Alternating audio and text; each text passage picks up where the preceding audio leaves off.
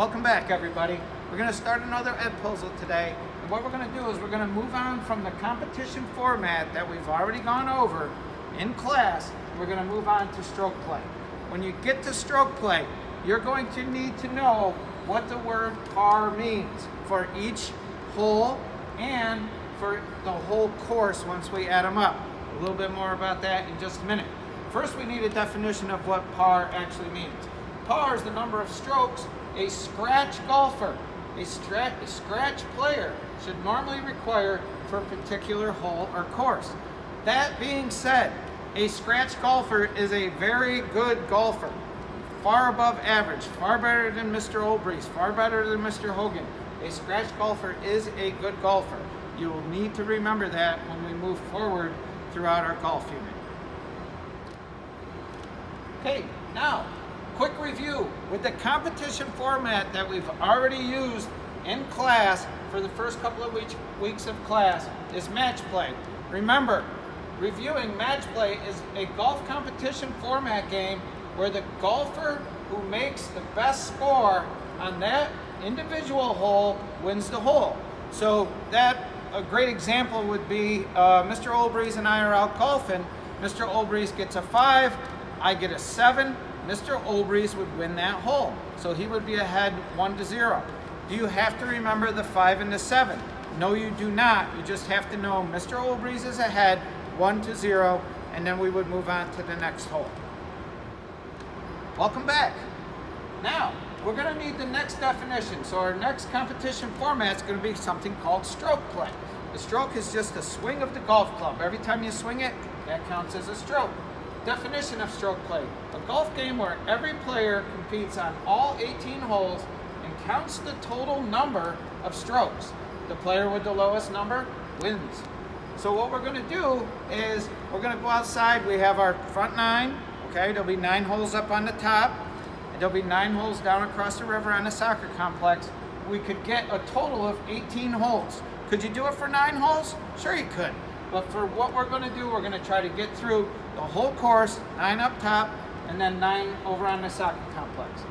We already went over what par is. Remember, scratch golfer. You're going to hear that again, scratch golfer.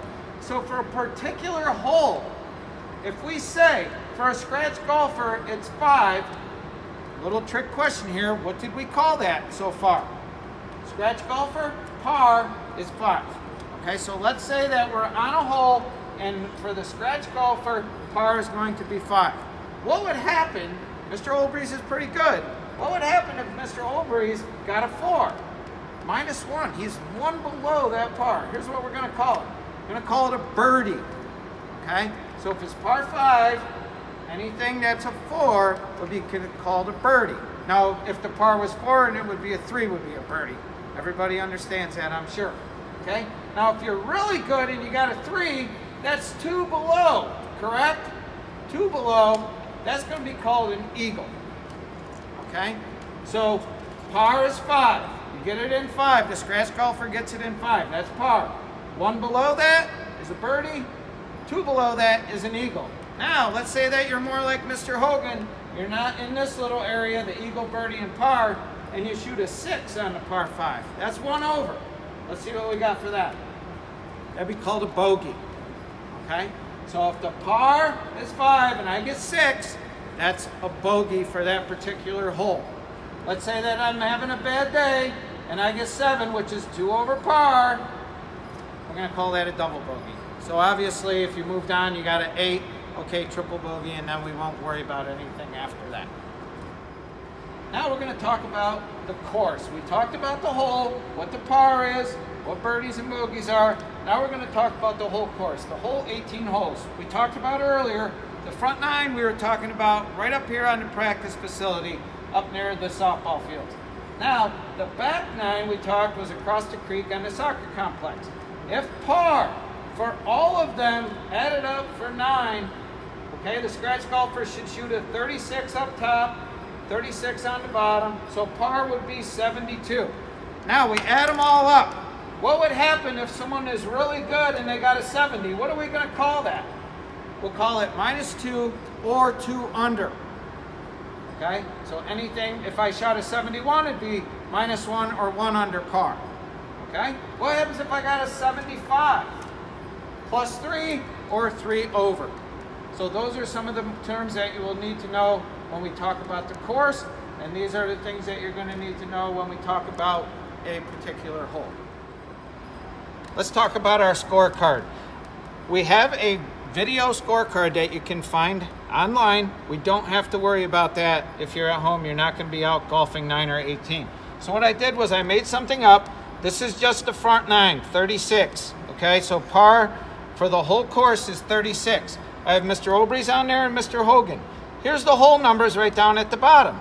Okay, so if we went out and it took Mr. Obrey's 4 swings to get at it, we're just going to write the 4 in there, and he would be at a bogey on that because he is 1 over par for that. Now, Mr. Hogan goes out and he's having a rough day.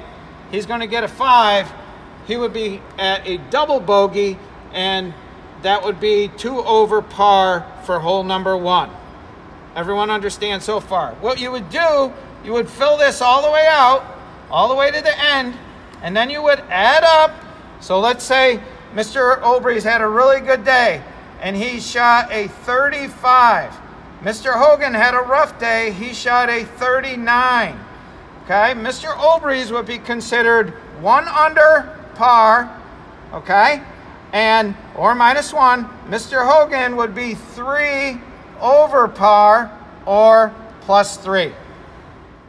Okay, here we are. We finally made it outside. We're going to tee off here at hole number 1. All right, Mr. Hogan lines up the shot.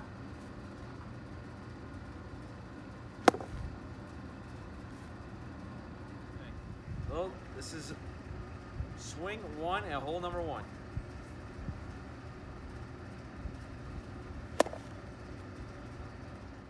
Here we go, stroke number 2. Hopefully it's a little bit better than the first one. Stroke number 2, hole 1.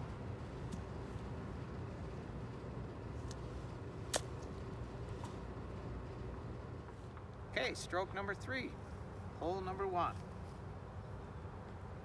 Got a tree in the way there.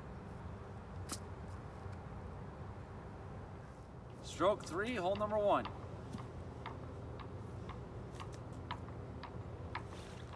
Stroke 4, hole number 1, Mr. Hogan. Nice. Okay, Mr. Obrey shot a 3 there on a par 3 for hole number 1. So we're going to put a 3 in there. And Mr. Hogan got a 4. So that's just the first hole. Then we would go ahead and try to finish up the front 9, and then we would work the back 9 next class. Good luck, everybody.